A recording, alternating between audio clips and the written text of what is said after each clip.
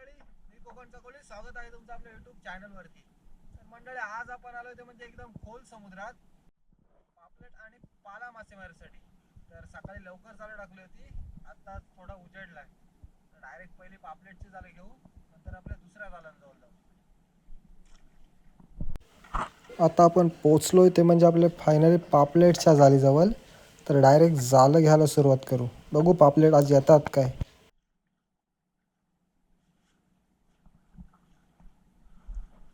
पहिलाच सरगायला बरेच टाइम आणि बहुतेक 3 ते 4 जाळं घेतली आणि पहिला सरगायला. जास्त वावरं दिसत नाही आज, जास्त खोल पाण्यात आलोय. आपल्याला आपला किनारा पण दिसत नाही, एवढं खोल पाण्यात आलोय आणि पहिलाच सरगा.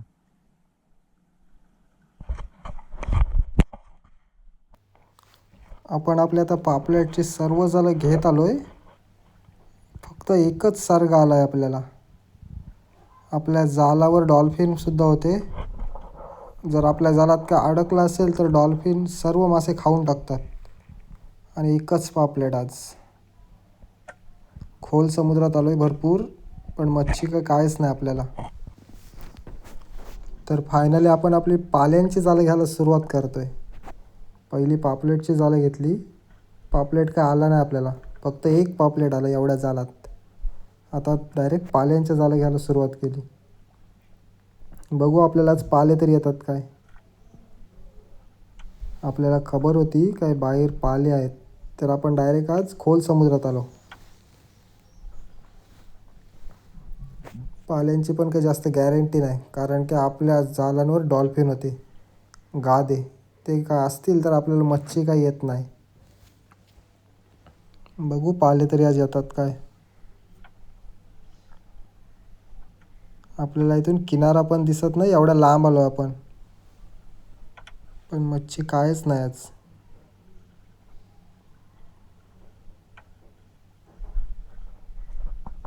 फायनली पहिला पाला आला. पाल्याची साईज जरा बारीक आहे, पण चालेल. पण मच्छी काय येत नाही. एक पाला, जवळजवळ एक जाळ घेत आलोय. एकदम जिवंत आहे.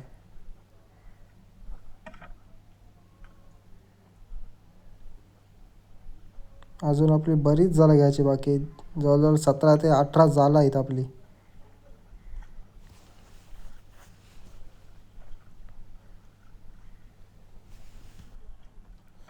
जर पाण्यात मच्छी असेल तर आपल्याला मिळते जाळांना, पण आज खोल समुद्रात येऊन पण आपल्याला मच्छी नाही.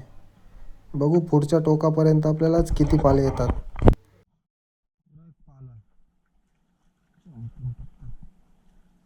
साईज एकदम बारीक आहे, आताच चालू झालेत. एकाच महिन्याने एकदम बरोबर साईज आहे.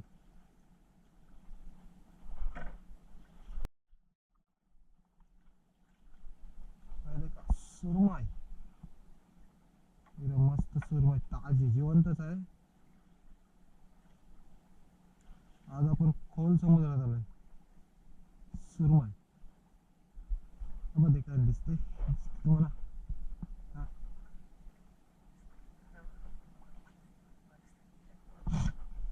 सुरमई आली मस्त, एकदम जिवंत आहे. अजून जिवंत सुरमई कसली दिसते, एकदम मस्त. ते वळला साईडला.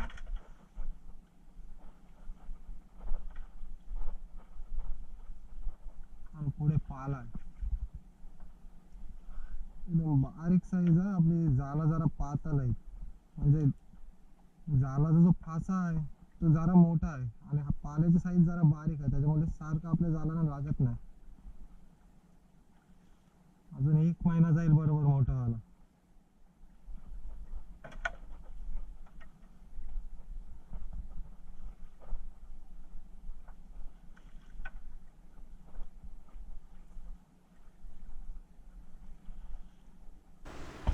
आपली अर्धेपेक्षा जास्त जाळं घेऊन झालीत, पण आपल्याला काय नाही जास्त मच्छी येत आज. अजून आपली बरेचशी जाळं पण घ्यायची आहेत. बघू शेवटपर्यंत आपल्याला आज किती मच्छी येते. जास्त गॅरंटी पण नाही, कारण की जाळ घ्यायच्या अगोदर आपल्या जालांजवळ डॉल्फिन भरपूर होते. डॉल्फिन असतील जालांवर तर जालात अडकलेली सर्व मच्छी खाऊन टाकतात.